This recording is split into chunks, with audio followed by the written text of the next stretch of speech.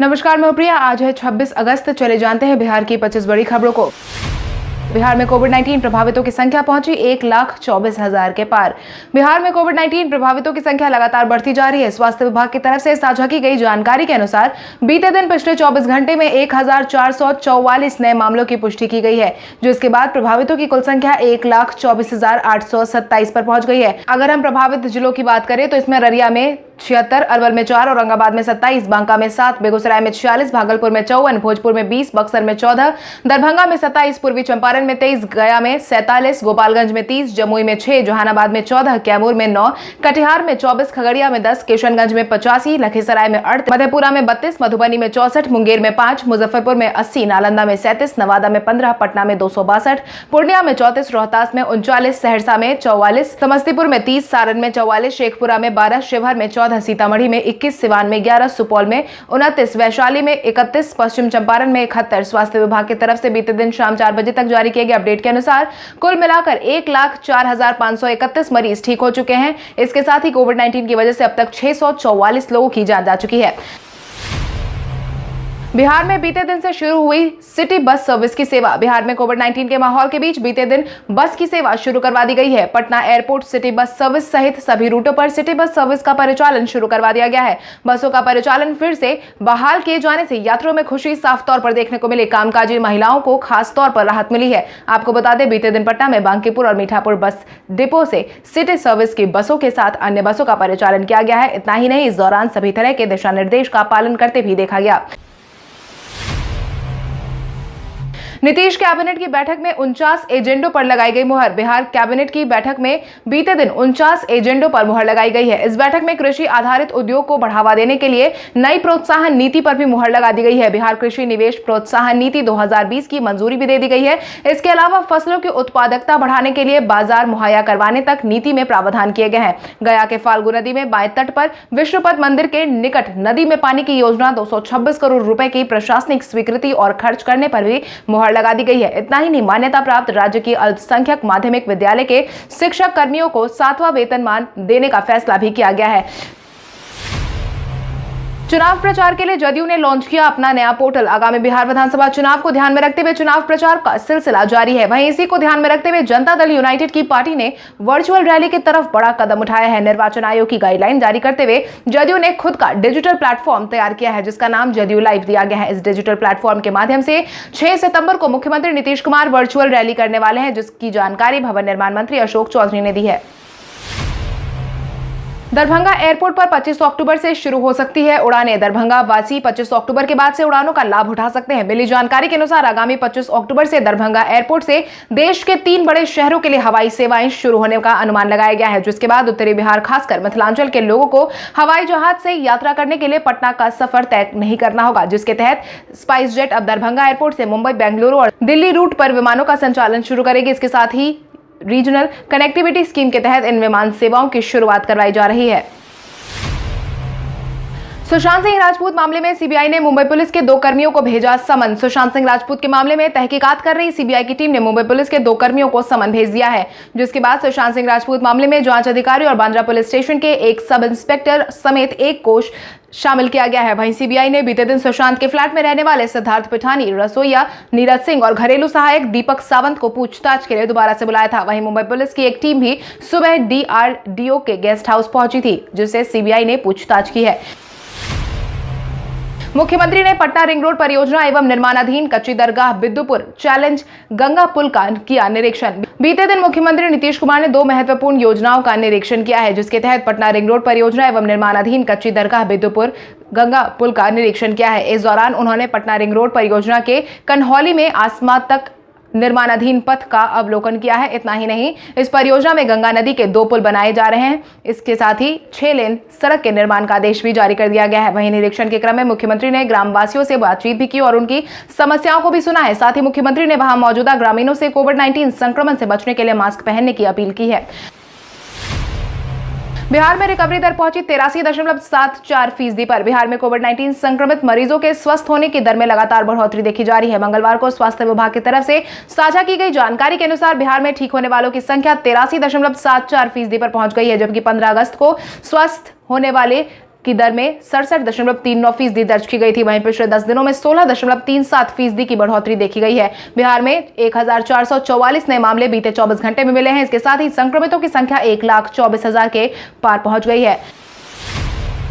बिहार के प्रवासी मजदूर की बेटी केरल में बनी यूनिवर्सिटी टॉपर। बिहार के शेखपुरा जिले की रहने वाली पायल ने केरल यूनिवर्सिटी में अपने परिवार के साथ साथ बिहार का मान बढ़ाया है। मिली जानकारी के अनुसार केरल की यूनिवर्सिटी में पायल ने परीक्षा में पहला स्थान प्राप्त किया है। पायल इतिहास और पुरातत्व विषय में यूनिवर्सिटी टॉपर रही है। उसने महात्मा गांधी यूनिवर्सिटी पेरनबदूर में स्नातक की परीक्षा में यह उपलब्धि हासिल की है। परीक्षा मार्च में संपन्न हुई थी, जिसके बाद पायल को फोन करके केरल के मुख्यमंत्री पिनराई विजयन, शिक्षा मंत्री BS सुनील और मिजोरम के राज्यपाल श्रीधरन पिल्लई ने बधाई दी है। साथ ही पढ़ाई में मदद का आश्वासन भी दिया है। विधानसभा चुनाव को रोकने के लिए सुप्रीम कोर्ट में याचिका हुई मंजूर। कोविड-19 के माहौल में बिहार विधानसभा चुनाव पर रोक लगाने को लेकर दायर याचिका सुप्रीम कोर्ट ने मंगलवार को मंजूर कर ली है। हालांकि सुनवाई किस बेंच पर होगी, इस बात की तारीख फिलहाल तय नहीं की गई है। इससे पहले भी पटना हाईकोर्ट में 2 याचिकाओं पर सुनवाई लंबित है। याचिका में अभी तक चुनाव आयोग की टीम के बिहार दौरा नहीं करने का आधार बनाया गया है। अधिकारियों की माने तो हाईकोर्ट की याचिकाओं को सुप्रीम कोर्ट मंगवा सकती है। सुप्रीम कोर्ट को यह अधिकार है कि वो सभी याचिकाओं को एक साथ सुनवाई कर सके।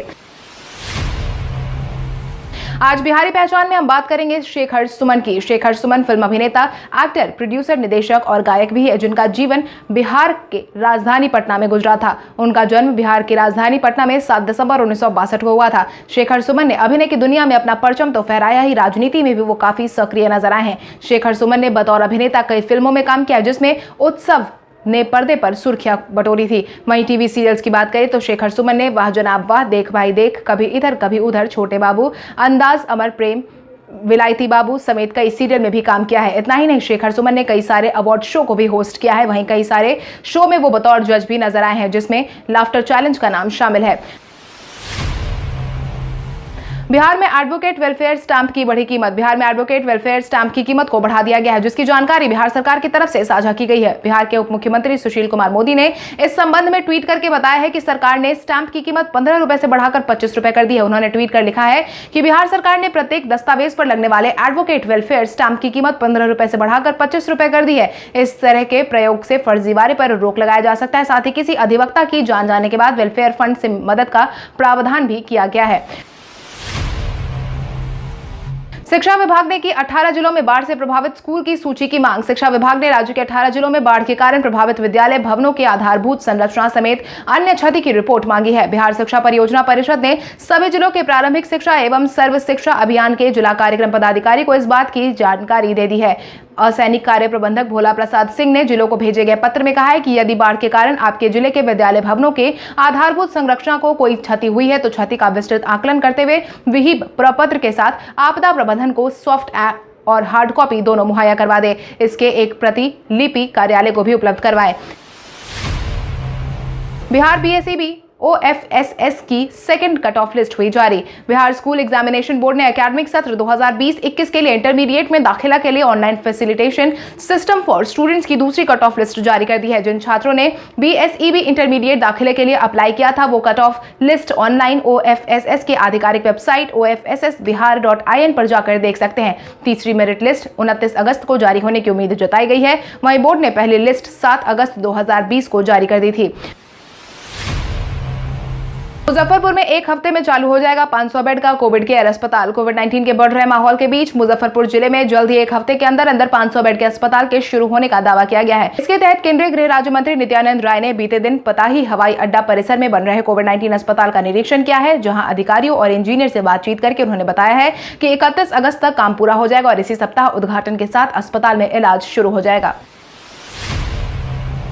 बिहार में सार्वजनिक स्थानों पर मास्क नहीं पहनने वालों की खैर नहीं। कोविड-19 के फैलाव को रोकने के लिए मास्क पहनने के नियमों का सख्ती से पालन करवाया जाएगा, जो इसके परिणाम स्वरूप बाजारों में मास्क के उपयोग में आनाकानी करने वालों की अब खैर नहीं है। उनके खिलाफ सख्ती से पेश आया जाएगा। गृह विभाग के अपर मुख्य सचिव आमिर सुबहानी ने इस बाबत जानकारी दे दी है। साथ ही सभी प्रमंडलीय आयुक्त से IG, DIG के साथ DM और SP को इस बात की जानकारी दे दी है। साथ ही दिशा निर्देश भी जारी कर दिए हैं। इसके बाद सप्ताह में 2 दिन जांच अभियान चलाया जाएगा। नियम के तहत मास्क नहीं पहनने वालों से 50 रुपए वसूले जा रहे हैं। एमबीबीएस इंटर्न और स्नातक कोर्स छात्रों को मिलेगी प्रोत्साहन राशि। स्वास्थ्य मंत्री मंगल पांडे ने बीते दिन एमबीबीएस इंटर्न और स्नातक कोर्स छात्रों को प्रोत्साहन राशि देने का ऐलान जारी किया है, जिसके तहत उन्होंने कहा है कि मंत्रिपरिषद ने इसकी मंजूरी दे दी है। इस पर राज्य सरकार का 8.83 करोड़ का संभावित खर्च आएगा, जिसके तहत मानदेय का आधार 1 अप्रैल 2020 का होगा। उन्होंने बताया है कि स्वास्थ्य विभाग ने स्नातक कोर्स छात्रों और एमबीबीएस इंटर्न को कोविड-19 की भूमिका में देखते हुए इन्हें भी प्रोत्साहन राशि दिए जाने संबंधी प्रस्ताव राज्य को भेज दिया गया था, जिस पर अब मंजूरी मिल गई है। चिराग पासवान ने मुख्यमंत्री नीतीश कुमार के 7 निश्चय कार्यक्रम पर उठाए सवाल। चिराग पासवान और मुख्यमंत्री नीतीश कुमार एक दूसरे के आमने सामने लगातार नजर आ रहे हैं। वहीं बीते दिन एक बार फिर से लोजपा अध्यक्ष चिराग पासवान ने मुख्यमंत्री नीतीश कुमार के 7 निश्चय कार्यक्रम पर सवाल उठाया है, जिसके तहत उन्होंने बीते दिन कहा कि वर्तमान में जो सरकार है वो 7 निश्चय के तहत ली गई योजनाओं को आगे बढ़ा रही है। 7 निश्चय को महागठबंधन की सरकार के दौरान राष्ट्रीय जनता दल और कांग्रेस के समर्थन के साथ नीतीश कुमार ने अपने काम के एजेंडे में शामिल किया था। इसमें लोक जनशक्ति पार्टी या फिर भारतीय जनता पार्टी की कोई सोच नहीं है। उनकी सोच यही है कि राजद और कांग्रेस के सहयोग से तैयार कार्यक्रम को आगे नहीं बढ़ा सकते। रामा सिंह ने 29 अगस्त को राजद में शामिल होने का किया ऐलान। रामा सिंह को लेकर रघुवंश बाबू और राजद के बीच शुरू हुए अनबन के बीच रामा सिंह ने अब आधिकारिक तौर पर 29 अगस्त को राजद में शामिल होने का ऐलान कर दिया है, जिसके तहत उन्होंने यह भी कहा है कि 29 अगस्त को राजद में शामिल होने वाले हैं। रघुवंश जी का राजद में क्या योगदान है, मुझे इसकी कोई जानकारी नहीं है। पार्टी किसी की जागीर नहीं है, किसी एक व्यक्ति से पार्टी नहीं चल सकती। रघुवंश प्रसाद पर आरोप लगाते हुए उन्होंने कहा कि राजद में रहकर कभी भी रामविलास पासवान का विरोध किया है, और इतना ही नहीं, उन्होंने महागठबंधन में रहकर नीतीश कुमार पर वो विरोध कर रहे हैं जब वो मुझसे चुनाव में हार गए थे तब। बिहार विधानसभा चुनाव में 220 सीट पर जीत का भाजपा नेता ने किया दावा। आगामी विधानसभा चुनाव को लेकर भाजपा के केंद्रीय गृह राज्य मंत्री नित्यानंद राय ने बड़ा दावा किया है, जिसके तहत उन्होंने साफ तौर पर कहा है कि आगामी विधानसभा चुनाव में एनडीए बिहार में 220 सीटों पर जीत हासिल करेगी और नीतीश कुमार ही अगले मुख्यमंत्री के रूप में कार्यरत होंगे। इतना ही नहीं, उन्होंने आगे यह भी कहा है कि बिहार की जनता प्रधानमंत्री नरेंद्र मोदी के किए गए कामों का इनाम देगी। एनडीए में कहीं भी कोई विवाद या टकराव नहीं है। राजद हमेशा गरीब विरोधी, दलित विरोधी और वंचित वर्ग का विरोधी रहा है। राजद के नेताओं ने हमेशा समाज को बांटकर अपनी राजनीति की है। मुकेश सहनी ने बिहार के नाव को मझधार में होने की कही बात। विकासशील इंसान पार्टी के राष्ट्रीय अध्यक्ष मुकेश सहनी ने बीते दिन पटना में प्रेस कॉन्फ्रेंस करके बाढ़, कोविड-19 और भ्रष्टाचार के नाम पर सरकार को निशाने पर लिया है, जिसके तहत उन्होंने बिहार को बाढ़, कोविड-19 और भ्रष्टाचार की वजह से बीच मझधार में बताया है। उन्होंने कहा है कि इस बार गणपति बप्पा हमारे नैया पर सवार होकर आए हैं, बस इस बार वो बिहार की जनता को पार लगवाएंगे ही। वहीं सहनी ने सामाजिक न्याय के प्रणेता, दलितों एवं पिछड़ों के जीवन में महापरिवर्तन लाने वाले बीपी मंडल की जयंती पर उन्हें नमन भी किया।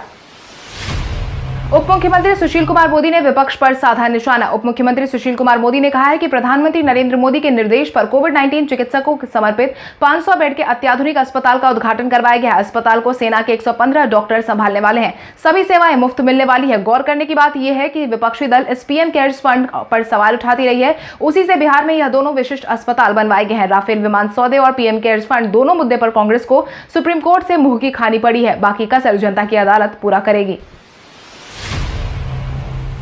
चेन्नई सुपर किंग्स ने शेयर की महेंद्र सिंह धोनी की तस्वीर। महेंद्र सिंह धोनी की तरफ से संन्यास के ऐलान के बाद उनके सभी प्रशंसक उनके मैदान में उतरने का इंतजार कर रहे हैं। वहीं बीते दिन चेन्नई सुपर किंग्स ने भी महेंद्र सिंह धोनी की एक तस्वीर को शेयर किया है। उसको शेयर करते हुए चेन्नई सुपर किंग्स ने लिखा कि इस मुस्कान को देखने का अब इंतजार नहीं कर सकते। धोनी ने इस फोटो में कंधे पर किट बैग उठाया हुआ है और चेन्नई सुपर किंग्स की जर्सी में भी दिखाई दे रहे हैं। आपको बता दें, आईपीएल के लिए सभी खिलाड़ी लगभग यूएई पहुंच चुके हैं और बीसीसीआई के प्रोटोकॉल के तहत 6 दिन के लिए क्वारंटाइन में फिलहाल रह रहे हैं। महेश भट्ट और आलिया भट्ट के सपोर्ट में आए फिल्म निर्देशक प्रकाश झा। सुशांत सिंह राजपूत के मामले के बाद लगातार कई फिल्मी सितारे दर्शकों के निशाने पर है। खासकर कि नेपोटिज्म के मामले में फिल्मी बैकग्राउंड से नाता रखने वाले सभी कलाकार वर्तमान समय में लोगों की नाराजगी का सामना कर रहे हैं, जिसमें महेश भट्ट, आलिया भट्ट का नाम भी शामिल है। बिहार के रहने वाले और फिल्म डायरेक्टर प्रकाश झा ने भी भट्ट परिवार का सपोर्ट किया है और कहा है कि बिना सबूत के लोग कुछ भी बात कर रहे हैं, जिसका कोई मतलब नहीं है। इस बात में कोई दो राय नहीं है कि आलिया भट्ट एक शानदार एक्ट्रेस है। सड़क 2 के मामले में जो मोस्ट डिसलाइक्ड वीडियो बनी है वो भी सिर्फ नेपोटिज्म की वजह से। ये तो बहुत ही बेहुदा बात हुई और दुखद और बहुत ही गलत है। अगले महीने भारत में खुलेगा एप्पल का पहला ऑनलाइन स्टोर। अगले महीने भारत में एप्पल का पहला ऑनलाइन स्टोर खुलने जा रहा है। हालांकि भारत में फिलहाल एप्पल का कोई भी स्टोर उपलब्ध नहीं है, जिसके बाद भारत में ऑनलाइन एप्पल स्टोर खुलने की तैयारी जारी है। ब्लूमबर्ग की एक रिपोर्ट के अनुसार एप्पल भारत में पहली बार ऑनलाइन स्टोर को ओपन करने वाली है, जहां से एप्पल के प्रोडक्ट बेचे जाएंगे। फिलहाल भारत में company e-commerce website Amazon, Flipkart और पेटीएम मॉल पर अपने प्रोडक्ट बेच रही है। मिली जानकारी के अनुसार एप्पल का यह ऑनलाइन स्टोर फेस्टिव सीजन के दौरान शुरू किया जाएगा। कल हमारे द्वारा पूछे गए सवाल का जवाब आप में से बहुत सारे यूजर ने हमें कमेंट करके दिया था, उसके लिए आपका बहुत बहुत धन्यवाद। आप में से जिन यूजर का कमेंट हमें अच्छा लगा है उनके नाम है रमेश प्रकाश, नीलिमा देवी, रघुवंश सिंह, नीतीश कुमार, ज्ञानी देवी, विकी कुमार, आलोक कुमार, दयानंद सिंह, शशांक कुमार, विकास कुमार, प्रहलाद कुमार, शुभम सिंह, पीयूष कुमार, कृष्णा कुमार। इसके अलावा हमारी टीम को और भी लोगों के जवाब अच्छे लगे, मगर समय के अभाव के कारण हम उनका नाम नहीं ले पाए, लेकिन आप हमारे सवालों का जवाब देते रहे, हम कल आपका नाम लेने की पूरी कोशिश करेंगे। तो चलिए बढ़ते हैं आज के सवाल की ओर। आज का सवाल कुछ इस प्रकार है, आपके अनुसार अगले महीने आईपीएल के 13वें संस्करण के आयोजन में किस टीम का पलड़ा ज्यादा भारी है? अपने जवाब हमें कमेंट करके जरूर बताएं। इसके साथ ही आज के लिए बस इतना ही। अगर आप ये वीडियो हमारा यूट्यूब पर देख रहे हैं तो हमारे चैनल को सब्सक्राइब करें और बेल आइकन दबाना ना भूलें, और अगर आप ये वीडियो हमारा फेसबुक पर देख रहे हैं तो इस वीडियो को लाइक करें और ज्यादा से ज्यादा शेयर करें। धन्यवाद।